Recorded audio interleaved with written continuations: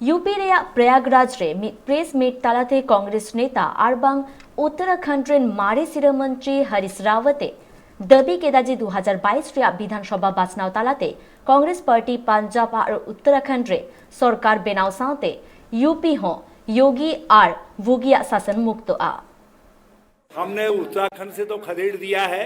अब जब भाग रहे हैं तो कहाँ भागते भागते जहाँ तक हो सकेगा उनको बाहर करेंगे। किसका आश्रम बनवा रहे हैं उत्तराखंड में?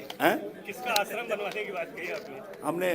मैंने कहा जोगी जी को आप यहाँ से छोड़िए तो हम उत्तराखंड के अंदर उनको एक कुटिया के लिए जगह दे देंगे, बढ़िया सी जगह देंगे और आपकी भी मुक्ति हो जाएगी। कहाँ उनके जो जोगी और भोगियों के पल्ले पड़े हो जो है, आइए कर्मवीरों के साथ आइए, कांग्रेस के साथ खड़े होइए। हम उत्तराखंड जीत रहे हैं, हम पंजाब जीत रहे हैं। दोनों राज्यों के विषय में तो मैं दावे के साथ कह सकता हूँ। गोवा के समाचार जो मेरे मित्र बता रहे हैं वहाँ हम जीत रहे हैं।